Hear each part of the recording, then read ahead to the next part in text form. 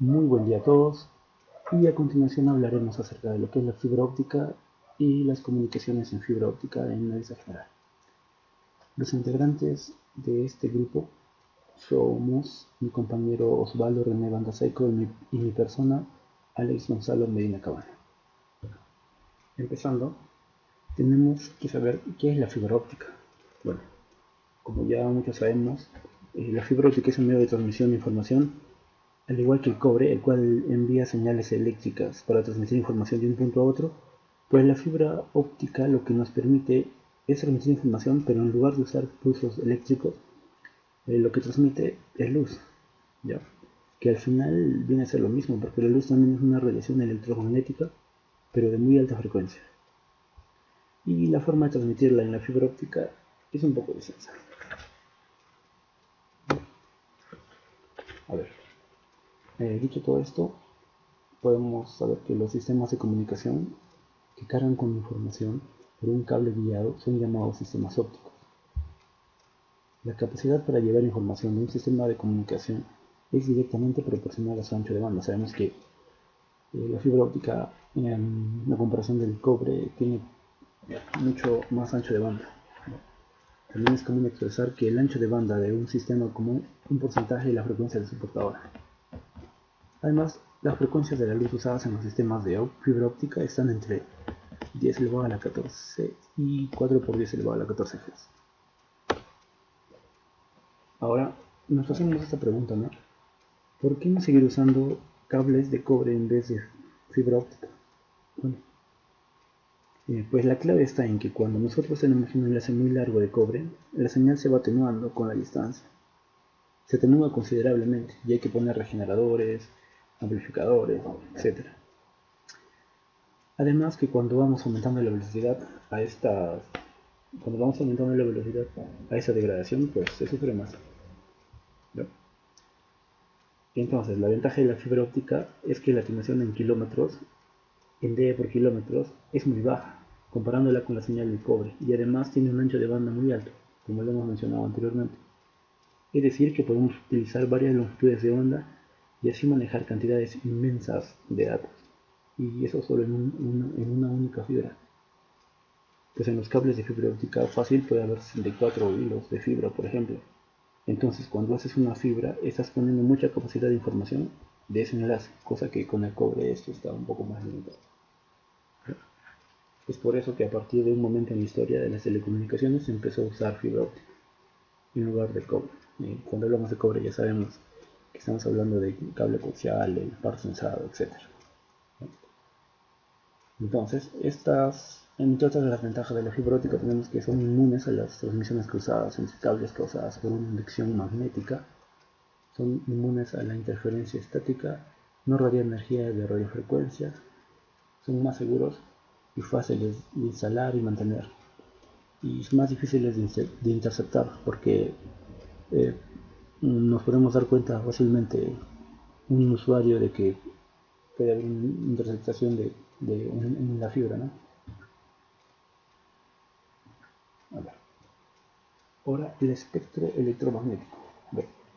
A continuación vemos un gráfico acerca que nos muestra el espectro de frecuencia electromagnética, ¿no? Y vemos que la frecuencia va desde las frecuencias sonsónicas hasta los rayos cósmicos, ¿ya? Que son muchos hertz. También tenemos el espectro de la longitud de onda electromagnética que nos hace distinguir entre la luz ultravioleta, la luz visible y la luz infrarroja, ¿no? Y a continuación hablaremos un poco más acerca de estas tres. Entonces, el espectro de frecuencia de luz se puede dividir en tres bandas generales, que son la luz infrarroja, la luz visible y la luz ultravioleta. A grandes rasgos, la luz infrarroja posee unas bandas de longitud de onda de luz muy grandes para que nuestros ojos puedan ser vistos. No podemos verlas. A diferencia que la luz visible, como su nombre lo dice, son las bandas de longitud de onda que podemos ver con nuestros ojos. Y la luz ultravioleta, a diferencia de la luz infrarroja, estas bandas de longitud de onda son demasiado cortas y tampoco podemos verlas. Ahora hablemos sobre la longitud de onda, que sabemos que la longitud de onda es la longitud que un siglo de una onda electromagnética ocupa en el espacio. Y su forma matemática ya todos la conocemos, que es la velocidad de la luz sobre la frecuencia, ¿no? La velocidad de la luz es 3 por 10 a la 8 metros sobre segundo, la frecuencia está en Hz y la longitud de onda se da en metros por segundo. A ver, prosiguiendo con la exposición, tenemos un diagrama de bloques del sistema de comunicaciones de fibra óptica. Acá podemos distinguir claramente que un sistema de comunicaciones de fibra óptica se divide en tres partes muy importantes, que son el emisor, por donde entra la fibra o la guía de fibra, y el receptor. ¿Ya? El transmisor está compuesto por una interfaz analógico digital, por una fuente de luz, por un adaptador de luz o de fuente a fibra. ¿Sí? El receptor es también, al igual que el transmisor, tiene una interfaz de detector de fibra a luz, un fotodetector, un convertidor de corriente a voltaje, una interfaz analógica y digital y la salida, ¿cierto? Bueno, ahora, tipos de fibras por el material utilizado. Actualmente hay tres variedades de fibras ópticas, que son las que tienen el núcleo de plástico y cubierta de plástico, los que tienen el núcleo de vidrio con cubierta de plástico, que son llamados PSS, y los que tienen el núcleo de vidrio con cubierta de vidrio. ¿Ya? A ver, a grandes rasgos, las fibras de plástico tienen ventajas sobre las de vidrio, principalmente porque son más flexibles, o sea, son más fuertes, por ende. También son fáciles de instalar, pueden resistir mejor la presión y son menos costosas. La única desventaja que a grandes distancias tienen una atenuación alta, no se está limitado a cortas distancias, ¿no? Para una comunicación en un mismo edificio, pocos metros, de punto a punto puede salir, ¿no? Entonces, las fibras con núcleo de vidrio, esas son las que exhiben características de atenuación bajas, ¿no? Por eso podemos saber que las PCS son mejores que las SCS, ¿cierto?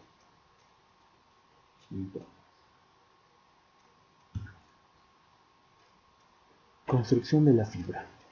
Bueno, dependiendo de la configuración, el cable puede incluir un núcleo, una cubierta, un tubo protector, buffers, miembros de fuerza, una o más capas protectoras.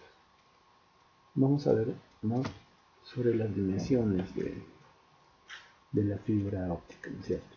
Entonces, la clave para que la luz se transmita o vaya por una fibra óptica y no se salga, porque tenemos la idea de que la luz viaja en línea recta y si se encuentra con un doblez o una curva, pues esta va de frente y no gira.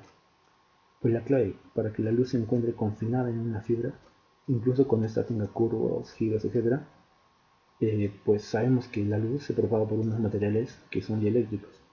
Pues la idea es tener dos materiales muy parecidos, pero no exactamente iguales. Estos son el núcleo y el revestimiento. Están hechos del mismo material, pero hay una diferencia en sus propiedades que los hace que su índice de refracción sea ligeramente distinto, ¿ya? Debido a esto, conseguimos que la luz quede confinada en una fibra óptica. Y cuando transmitamos luz por esta fibra a varios kilómetros y teniendo curvas, pues la información llegue al otro extremo, ¿ya? Entonces, para que esto se dé, tiene que haber el índice de refracción del núcleo tiene que ser mayor que el de revestimiento, ¿ya? Entonces, el núcleo en las fibras suele tener de 8, 9 hasta 62.5 micras de diámetro. Ya estamos hablando de rollos muy pequeños, ¿no? Por otro lado, el revestimiento, su diámetro suele ser de 125 micrómetros, ¿cierto? Si queremos ver un núcleo de una fibra, porque las monomodas son las que tienen las fibras más pequeñas, tendríamos que usar un microscopio, ¿ya?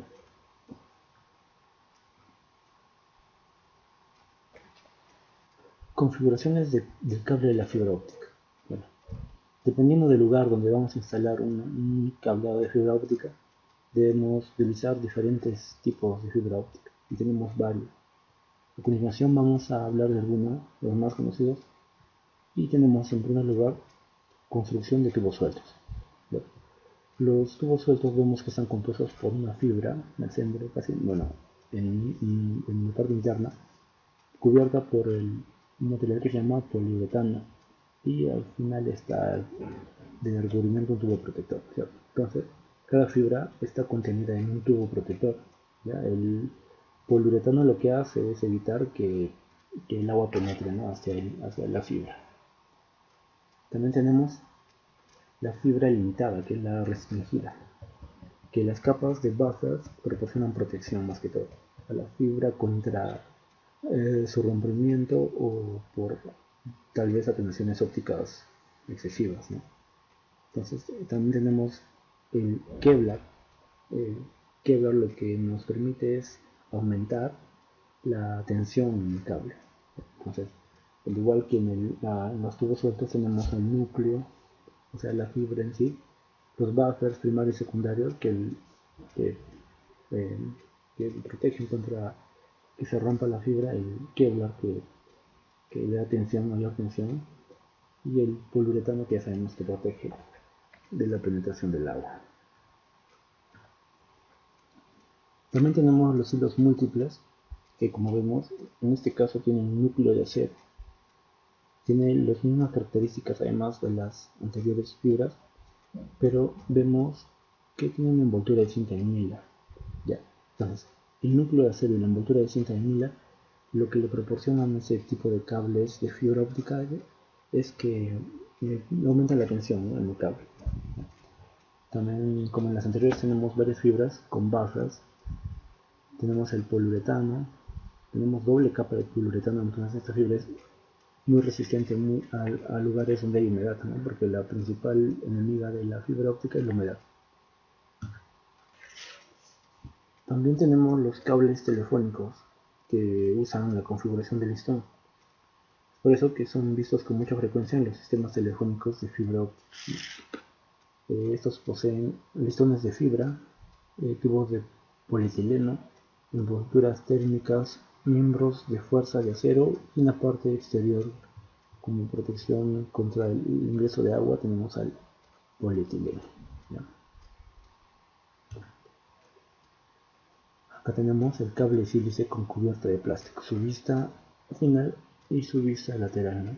Vemos que tiene núcleo, cubierta, buffers, estambre de Kevlar que le da tensión, el buffer que le brinda mayor protección que si se rompe y una capa exterior de sitio. Ahora hablemos sobre la propagación de la luz. Ya.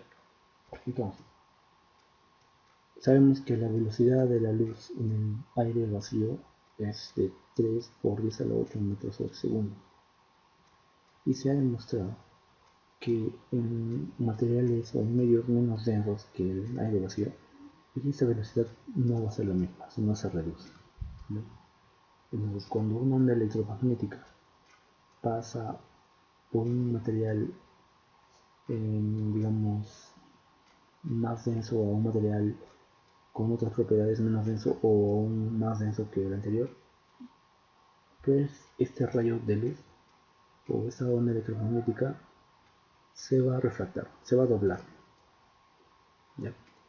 Entonces, en la figura podemos ver cómo es que un rayo de luz pasa de un material más denso a un menor denso, un material de menos densidad, y el, el ángulo con el que se va a refractar respecto a lo normal varía, ¿no? Cambia de dirección, se puede decir. ¿Ya? Entonces, también tenemos la refracción prismática, ¿no? Aquí se muestra cómo la luz del sol, que contiene todas las frecuencias de luz, es afectada cuando pasa por un material más denso que el espacio libre, ¿no? Ahora hablemos sobre el índice de refracción. ¿Qué es el índice de refracción?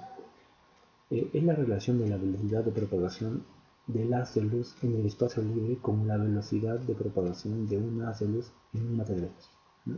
Eso ya lo hemos entendido de cursos anteriores, La fórmula está ahí. Índice de reflexión es la velocidad de luz sobre la velocidad en un medio específico. Tenemos varios índices de refracción. Para el vacío sabemos que es 1, el aire es aproximadamente 1 también, siempre lo tomamos como 1. El agua, el alcohol, tenemos para los ejercicios posteriores.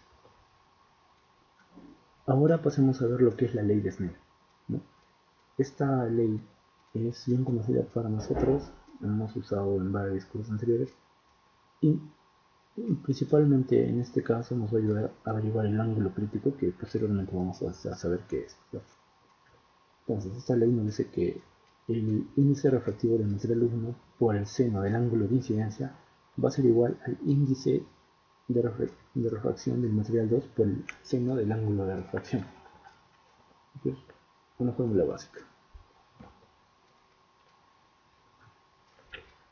Ahora, en la interfaz, el haz de luz incidente debe refractarse hacia la normal o lejos de ella, dependiendo si el índice de refracción de un material es menor o mayor que al que se va a transmitir, ¿no?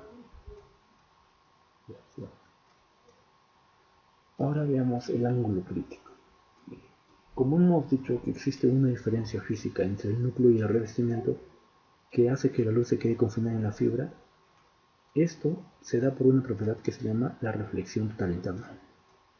¿Y cómo hacemos esta propiedad? ¿En qué consiste? Pues, cuando el índice de refracción del núcleo es mayor que el índice del revestimiento, hay un ángulo a partir del cual la luz quedará confinada durante toda la fibra, ¿no? Este ángulo se llama ángulo crítico, ¿no?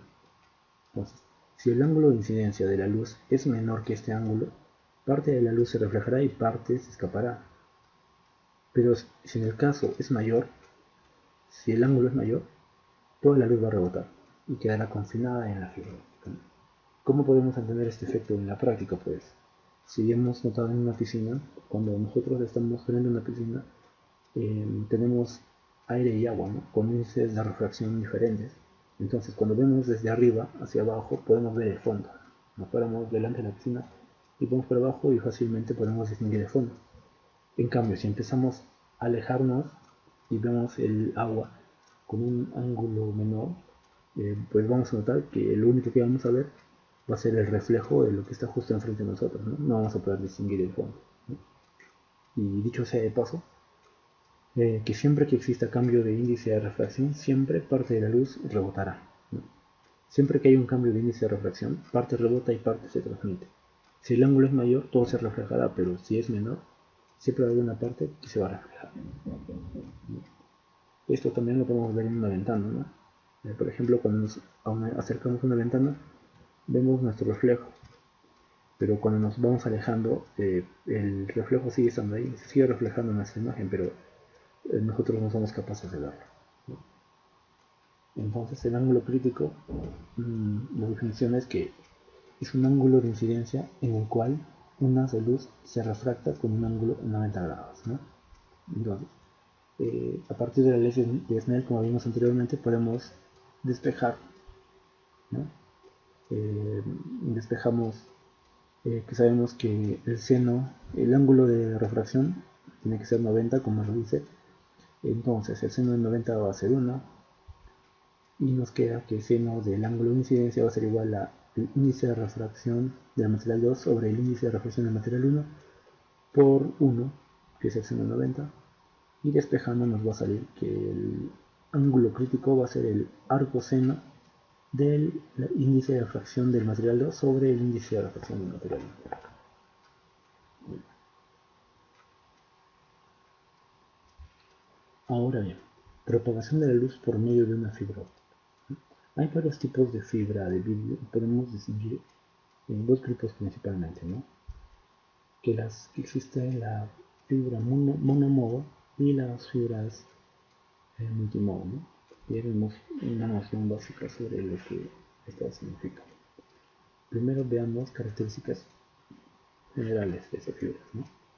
Entonces, las fibras monomodo son las que suelen ser más usadas en telecomunicaciones, aunque también sirven para para redes dentro de un edificio, etcétera, pero mayormente son usadas para enlaces más largos, ¿no? A partir de los kilómetros, mayormente, ¿no?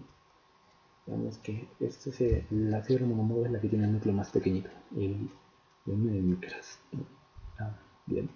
Para fibras multimodo tenemos para datos la de 50 micras y la de 62.5 micras de núcleo, ¿no? Y también podemos tener fibras de 100 micras, 200 micras, 980, que puede servir para datos, para sensores y para iluminación, ¿no? Incluso tenemos las fibras POP, que son fibras de plástico, son grandes, y digamos que aquí la propagación en esta fibra es peor, ¿no? Pero son muy baratas, así que para distancias cortas, estas fibras pueden ser muy interesantes.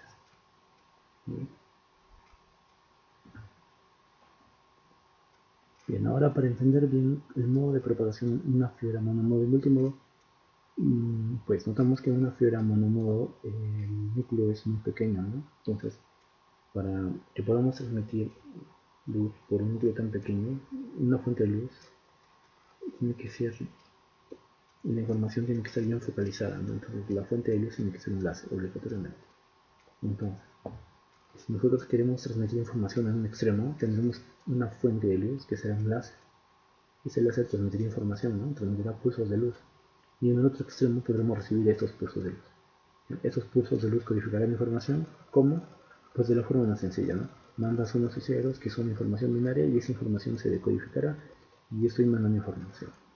Entonces, si yo mando un pulso de luz, es decir, activo el láser, pues al cabo de cierto punto va a tener cierta intensidad, ¿no es cierto?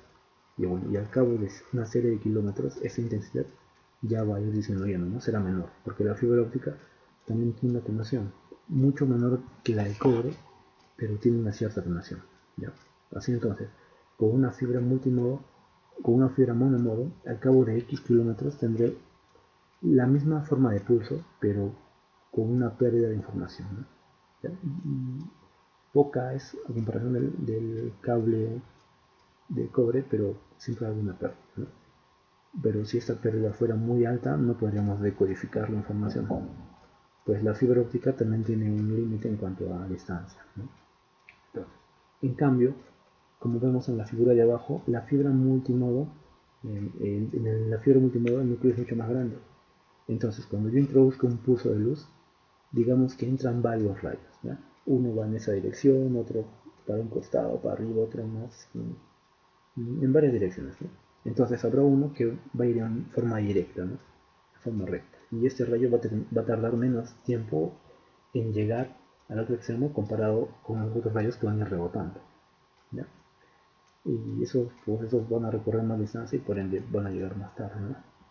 Entonces, el pulso de luz que yo he introducido, que es un pulso muy estrecho, cuando llega al otro extremo tiene una atenuación, ¿no? Al igual que en la fibra monomodo, pero también se ensancha, ¿ya? Pues este pulso estrecho de luz estaba compuesto por todos los rayos que entraron, ¿no? Y pues al cabo de ciertos kilómetros, este se ensanchaba, ¿ya? Es un efecto que se llama dispersión multimodo. Es por eso que la fibra multimodo está limitada en cuanto a distancia, ¿no? Por la dispersión. Entonces, dicho esto, nos hace pensar que la fibra monomodo es mejor que una fibra multimodo, ¿no? Pero, como ya lo hemos mencionado, para conseguir una fuente de luz que introduzca un pulso de luz para un núcleo de 9 micras, la fuente de luz tiene que ser un láser, ¿no? Pero la información tiene que estar bien concentrada, bien focalizada. En cambio, en la fibra multimodo podemos usar un LED sin ningún problema y entonces el transmisor nos sale más barato, ¿no?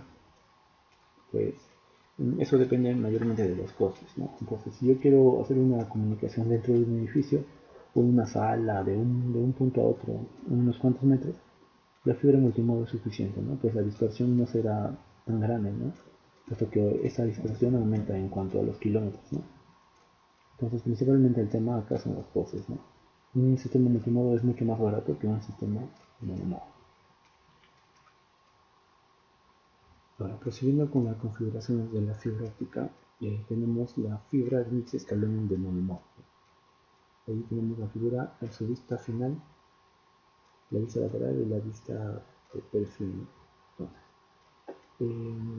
una fibra de índice escalón de monomodo tiene un núcleo central que es lo suficientemente pequeño para que exista esencialmente solo una trayectoria para la luz, ¿no? Solo puede tomar una trayectoria conforme se propaga por el cable, ¿no es cierto? Entonces, ventajas, tenemos que las estaciones son mínimas, ¿no? Anchos de banda son mucho más grandes y las velocidades de transmisión son más altas, ¿no? Y sus desventajas son muy difíciles de acoplar. Esto es precisamente porque su núcleo es muy pequeño y al momento de acoplar, si el núcleo es de 9 micras, por ejemplo, como la mayoría, pues para acoplar necesitamos herramientas, instrumentos muy sofisticados, ¿no? Y es muy difícil de acoplar con una persona que no tiene mucho conocimiento acerca de eso, ¿no? Además, se requiere un láser para acoplar la luz, claro, porque sabemos, ya hemos mencionado antes, que el láser es el único que focaliza la luz por un núcleo tan pequeño, ¿cierto? Y por este motivo son más costosas y difíciles de fabricar, ¿no? Bueno, también tenemos las fibras de índice escalón en multimodo, ¿ya? Que son semejantes a las de monomodo, excepto que el núcleo central es mucho más grande, ¿no? Y este tipo de fibra tiene una apertura de luz a fibra grande y en consecuencia permite que más luz entre al cable, ¿ya? Entonces, los rayos de luz que le pegan a la interfaz del núcleo cubierta en un ángulo mayor al ángulo crítico se propagan por todo el núcleo de manera zigzagueante, ¿no?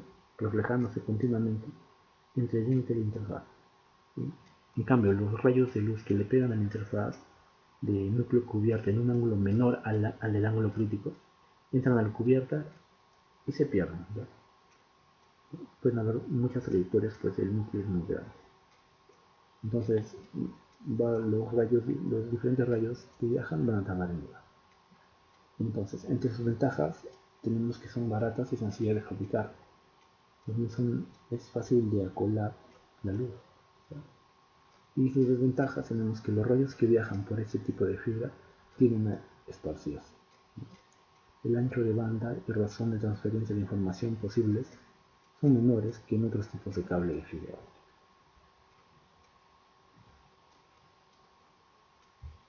Por último, tenemos la fibra de índice graduado multimodo, ¿ya? Tenemos la vista lateral, la vista final y la vista de perfil, ¿no? Entonces, una fibra de índice graduado multimodo se caracteriza por un núcleo central que tiene un índice refractivo que no es uniforme. ¿Cómo es esto? Pues está al máximo en el centro y disminuye gradualmente hasta la orilla exterior. En este tipo de fibra, la luz se va a propagar por medio de la refracción, no por la reflexión como hemos visto en las anteriores. En ese tipo de fibra se propaga por la refracción. Entonces, no hay ventajas o desventajas sobresalientes en este tipo de fibra comparándolas con las demás, ¿no? Se considera una fibra intermedia, ¿no? Así la que podemos comparar. Bueno, eso es todo por mi parte. Hoy pase a mi compañero Osvaldo que continuará con la exposición. Continuando con la exposición, nos toca conocer lo que es el ángulo y cono de aceptación. En esta figura podemos observar que el rayo de luz entra a la fibra con un ángulo de incidencia externo. Luego este rayo se refracta y choca con la interfaz entre el núcleo de vidrio y el cuarzo fundido cubierto, es decir, la interfaz entre el núcleo y el revestimiento. Ahora bien, como vemos, se produce reflexión interna total. Vemos que aquí tenemos el ángulo crítico, que acá tenemos un ángulo θ1 y podemos también apreciar los distintos índices de refracción de acuerdo al medio en el que estamos trabajando. Podemos apreciar también que hay dos normales, la normal A y la normal B. Ahora bien, el ángulo crítico viene a ser igual al seno a la menos 1 de el índice de refracción del cuarzo fundido cubierto sobre el índice de refracción del núcleo de vidrio.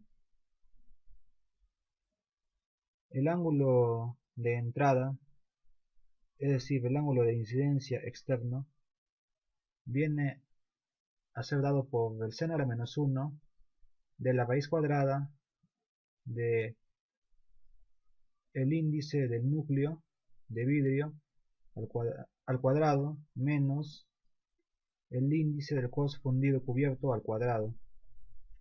Y por último tenemos que la apertura numérica viene a ser igual al seno del ángulo de entrada.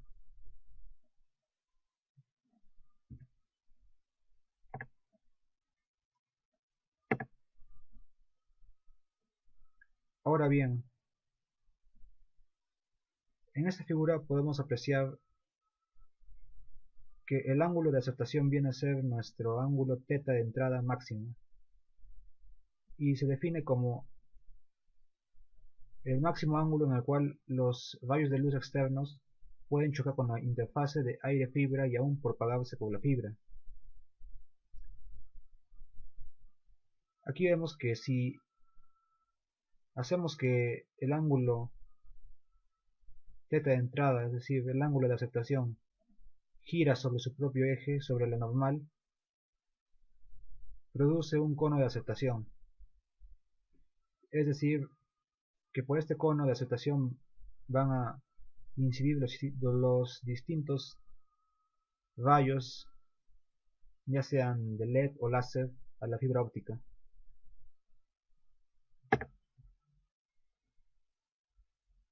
Una definición más formal de la apertura numérica es que se usa para describir la unión de la luz o habilidad de recoger la luz de una fibra óptica. La apertura numérica para una fibra de índice escalón viene a ser dada por esta fórmula: el seno del ángulo de entrada, y para una fibra de índice graduado la apertura numérica viene a ser dada por el seno del ángulo crítico.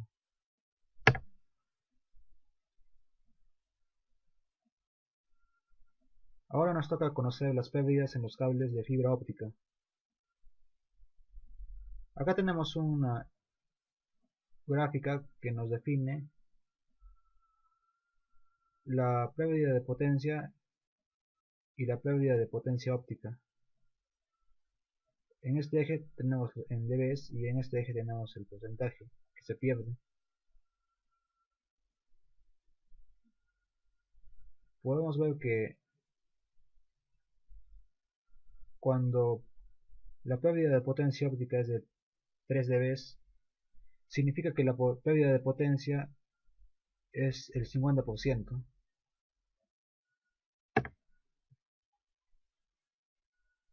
Aquí vemos otra gráfica donde se explican las pérdidas de los cables de fibra óptica de acuerdo al año en que se hicieron las pruebas,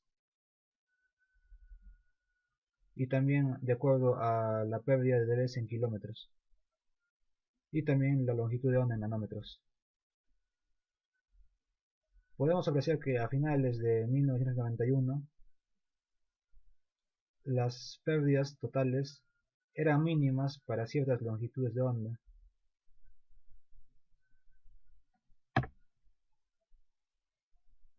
La absorción se define como impurezas naturales en el vidrio que absorben la energía luminosa, y esta pérdida es alrededor del 5%.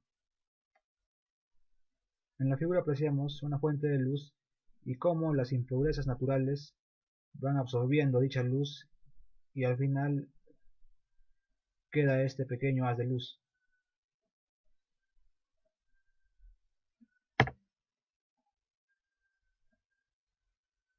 También existen las pérdidas por dispersión de Rayleigh, y esto nos dice que cada vez que los rayos de luz impactan una impureza, estos se difractan, es decir, que la luz se dispersa en muchas direcciones. Podemos ver aquí el rayo de luz que sale de la fuente, y cuando impacta sobre alguna impureza genera más rayos que se difractan en distintas direcciones.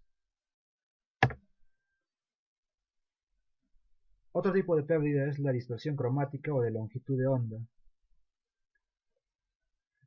Esto se da solamente en los LEDs, ya que estos emiten luz que contiene una combinación de longitudes de onda. Por lo tanto, los rayos de luz no llegan al extremo lejano de la fibra al mismo tiempo. Es decir que el LED, al tener una combinación de muchas longitudes de onda, va a generar más dispersión, que un láser, ya que su anchura espectral sería mayor.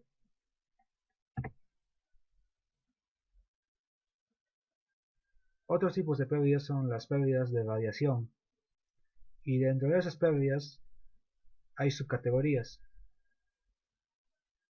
Está la pérdida de macrobending o grandes dobleces, que es una pérdida debida a dobleces a gran escala. En la figura podemos apreciar cómo un rayo de luz se propaga y cuando llega al doblez, este no sufre la reflexión interna total, sino que más bien se refracta en el revestimiento y no llega a propagarse a lo largo de la fibra óptica. La otra subcategoría de pérdida de radiación es microbending o microdobleces, que son pérdidas debidas a dispersiones de pequeña escala. Como podemos ver, en el revestimiento tenemos un pequeño doblez, un microbending, y apreciamos que cuando un rayo de luz choca sobre este doblez, este se refracta sobre el revestimiento y no llega a propagarse a lo largo de la fibra óptica. Otro tipo de pérdida es la dispersión modal o esparcimiento del pulso. Esta es causada por la diferencia en los tiempos de propagación de los rayos de luz que toman diferentes trayectorias por una fibra.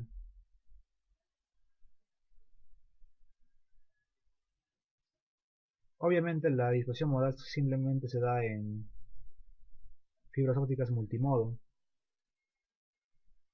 ya que al existir muchos modos de propagación, van a haber también muchos tiempos diferentes de llegada de los rayos de luz.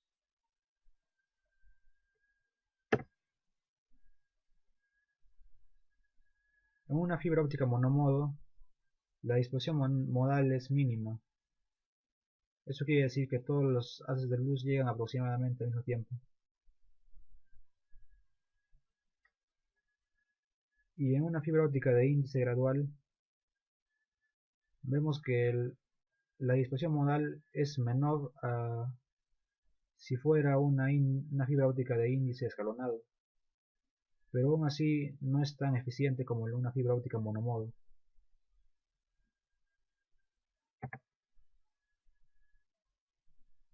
Ahora veremos las pérdidas de acoplamiento. Estas pérdidas se dan por el mal acoplamiento entre fibras ópticas, como su nombre lo indica. Acá tenemos, por ejemplo, una mala alineación lateral.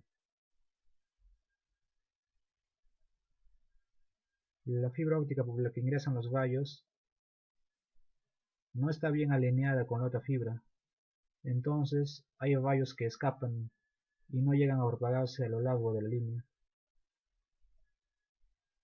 También tenemos lo que es el desplazamiento de espacio. Eso quiere decir que los rayos que provienen de la fuente se propagan normalmente hasta cierto punto, pero al haber un desplazamiento de espacio, va a haber rayos que se van a alejar y no van a propagarse a lo largo de la línea.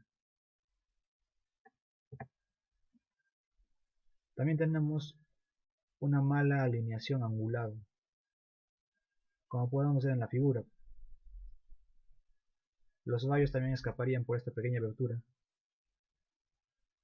Y por último tenemos el acabado de superficie, es decir, cuando se produce una superficie muy porosa o muy irregular por lo que los rayos de luz también escapan y no llegan a propagarse a lo largo de la fibra óptica. Ahora veremos los emisores y detectores ópticos. Las fuentes ópticas son transductores que generan una onda portadora óptica, que será modulada por las señales eléctricas procedentes de un equipo analógico o digital, mientras que los detectores transforman señales ópticas procedentes de una fibra en eléctricas para su ataque a un equipo terminal o intermedio. Es un simple concepto que se da sobre los emisores y detectores ópticos. Ahora veremos los requisitos que deben cumplir las fuentes o emisores ópticos. Entre ellos se encuentran un bajo consumo de energía, alta fiabilidad con los cambios de temperatura, un pequeño tamaño, alta potencia de salida y pureza espectral suficiente,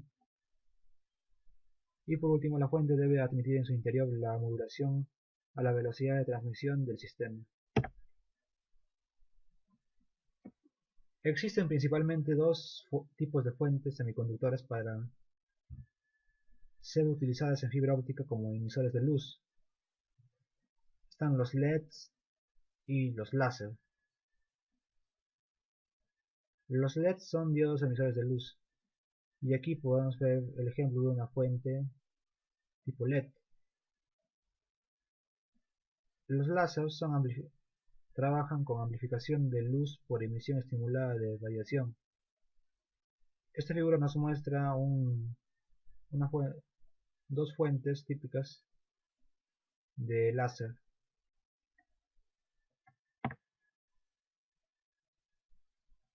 Ahora vamos a hacer una pequeña comparación entre lo que es un diodo LED y un láser.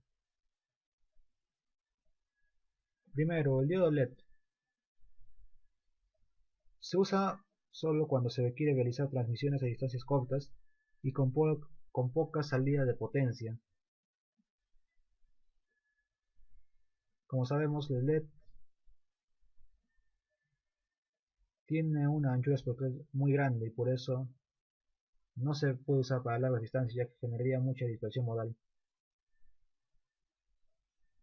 El diodo LED es relativamente barato y posee un tiempo de vida útil muy largo. También se usan en fibras ópticas multimodo de apertura numérica alta. Y por último, el gran ancho espectral lleva a dispersiones muy altas, provocando que la dispersión cromática pueda superar a la modal. Ahora veremos las características de un láser. Primero, no se dispersa tanto como la luz producida por un diodo LED, por lo que se puede emplear eficientemente para transmisiones a mucha distancia y a frecuencias muy superiores a los 300 MHz.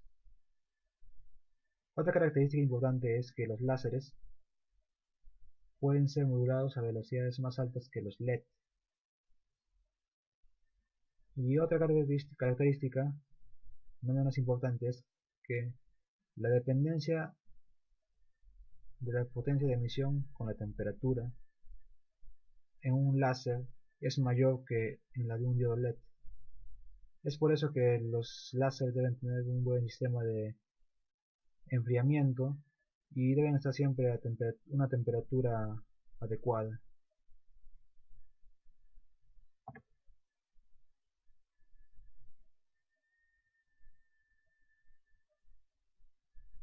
Ahora veremos los conectores y específicamente las partes de los conectores en fibra óptica.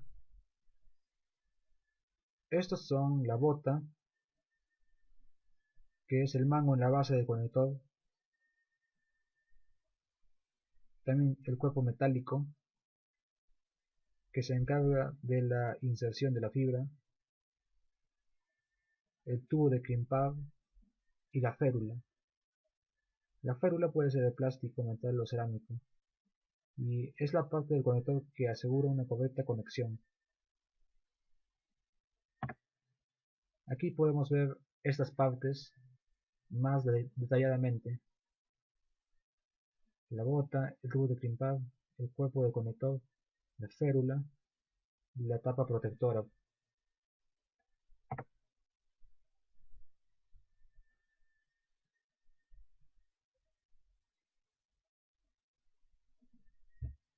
Acá tenemos un conector FC. Las características de este conector es que se puede usar tanto para fibras ópticas multimodo y monomodo. Su sistema de anclaje es buscado con guía. La férula tiene un diámetro de 2,5 milímetros. El tipo de fibra óptica usado es de 125 micrómetros de diámetro en el cladding, es decir, en el revestimiento. Entre otras cosas, nos dice que las pérdidas suelen ser menores a 0,50 dB.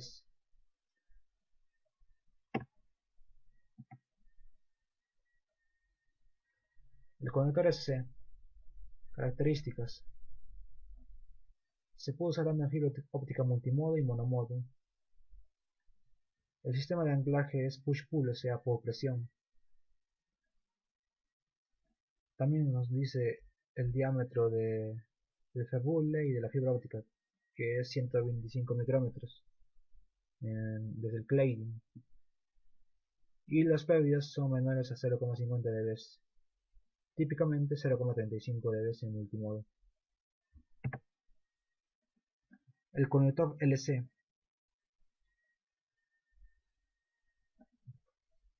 Aquí podemos ver sus características principales. El tipo de fibra óptica empleada es de 125 micrómetros de diámetro en el cladding y las pérdidas de inserción son menores a 0,50 dB, típicamente 0,25 dB en fibras ópticas multimodo. El conector ST. Aquí también vemos sus características como en los otros casos y vemos que, a diferencia de los otros, el tipo de fibra óptica usada puede ser entre 125 a 140 micrómetros de diámetro en el cladding. Las pérdidas son menores a 0,50 dB. En multimodo son típicamente 0,35 dB y sin monomodo son típicamente 0,30 dB. El conector E2000 se usa en fibras ópticas monomodo.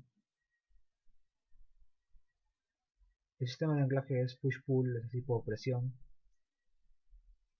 Nos da también el diámetro del férule, que es 2,5 milímetros, el diámetro de la fibra óptica usada, que es 125 micrómetros en el cladding, y las pérdidas, que suelen ser típicamente en el monomodo 0,25 dB. Aquí tenemos otro conector, el conector MTRJ, que se usa más en fibras ópticas multimodo. Su sistema de anclaje push-pull, es decir, por presión, y que también tiene una versión de conexionador del J45. El fébule, que nos dice que es una duplex plástica. El tipo de fibra óptica también sobre los 125 micrómetros en el cladding. Y las pérdidas de inserción son menores a 0,50 dB en fibras ópticas multimodo.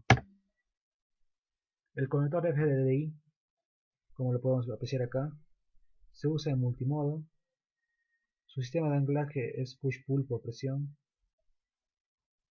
El tipo de fibra óptica también es de 125 micrómetros de diámetro en el cladding y las pérdidas son menores a 0,50 dB, típicamente 0,40 dB en multimodo. Acopladores. Un acoplador es un componente pasivo con tres o más puertos que comparten la potencia óptica entre sus puertos de una forma previamente determinada sin realizar ninguna amplificación, conmutación u otra modulación activa. Se usan en redes públicas y privadas de fibra óptica para proporcionar una distribución pasiva y unión de puntos para la transmisión de datos ópticos, teléfono, TV cable, etc. Aquí podemos ver los acopladores tipo T, que distribuye la señal de 1 a 2 fibras ópticas. También tenemos los acopladores tipo estrella, que distribuyen la señal a varias fibras. Como podemos ver, aquí tienen una entrada y 5 salidas. Ahora veamos lo que son los multiplexores y demultiplexores. Un multiplexor es un dispositivo de derivación con 2 o más puertos de entrada y un puerto de salida en el que la señal luminosa en cada puerto de entrada se limita a la longitud de onda previamente seleccionada, y la salida es la combinación de las señales luminosas procedentes de los puertos de entrada.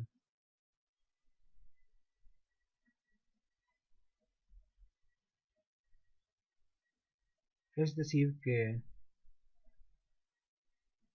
a la entrada van a haber varias longitudes de onda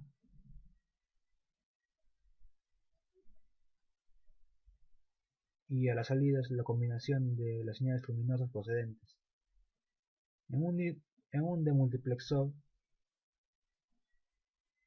se da la operación inversa del multiplexor, en el que la señal de entrada es una señal óptica de que comprende 2 o más longitudes de onda y la salida de cada puerto es una gama de longitudes de onda preseleccionada distinta. Aquí podemos ver el gráfico de multiplexores y demultiplexores. Acá tenemos longitudes de onda de entrada de distintas fuentes, un acoplador que las va a combinar y la fibra óptica por la que circula 3 longitudes de onda. Aquí tenemos un demultiplexor que lo que hace es darnos 3 salidas, donde cada salida le va a corresponder una determinada longitud de onda, la cual va al receptor. Características generales de una red de fibra óptica LODAR o FTTH. Este tipo de redes, conocidas como PON, están conformadas por un terminal de línea óptico, abreviado OLT, ubicado en la central. También tiene varios elementos pasivos de la unificación óptica, denominados splitters. Estos sirven para que la red crezca, es decir, que va a hacer que todos los usuarios tengan conexión a la red de fibra óptica al hogar. Y por último tenemos varios terminales de red ópticos o ONTs, o también denominados ONU, que son los que se encuentran en la casa del usuario y presentan las interfaces hacia los dispositivos con los cuales se hace uso del servicio. Aquí vemos un pequeño diagrama que esquematiza una posible arquitectura de una red PON genérica. Como vemos, aquí tenemos el dispositivo OLT, aquí tenemos los splitters, y en la casa de cada usuario tendríamos una ONU, o una Optical Networks Unit.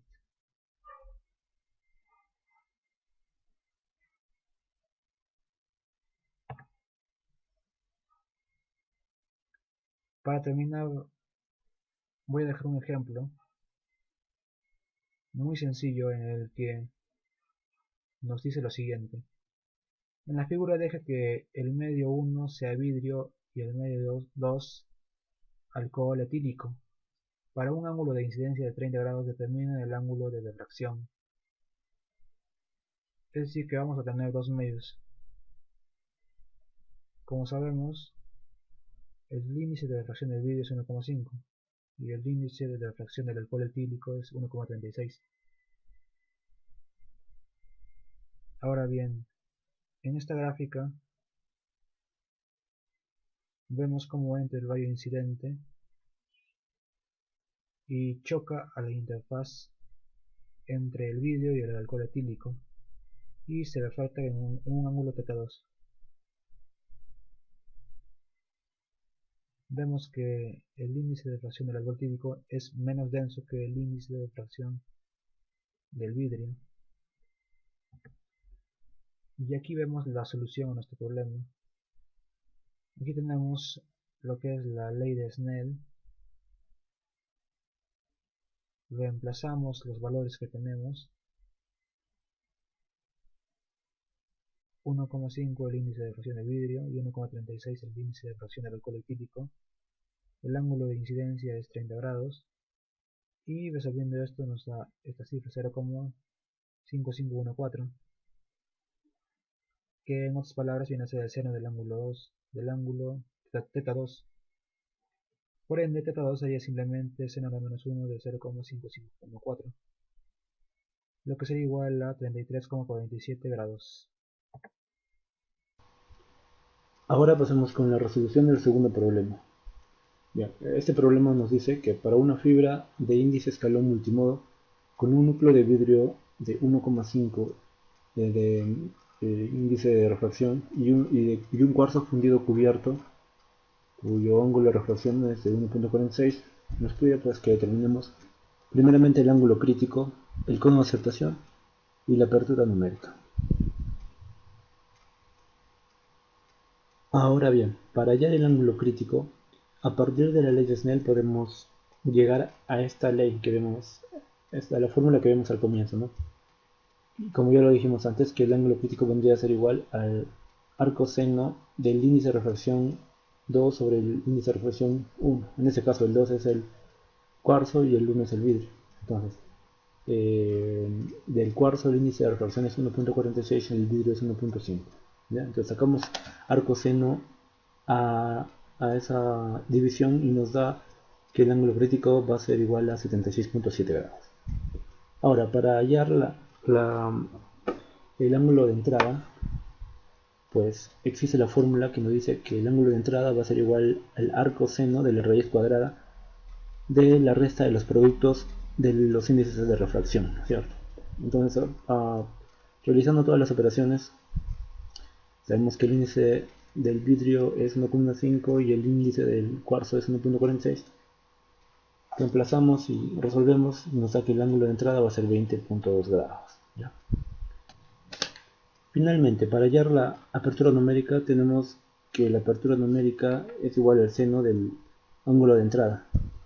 Precisamente es el ángulo que hemos calculado hace un momento, que es 20,2 grados. Entonces abocamos el seno a dicho ángulo y nos da que la apertura numérica es de 0,34 grados.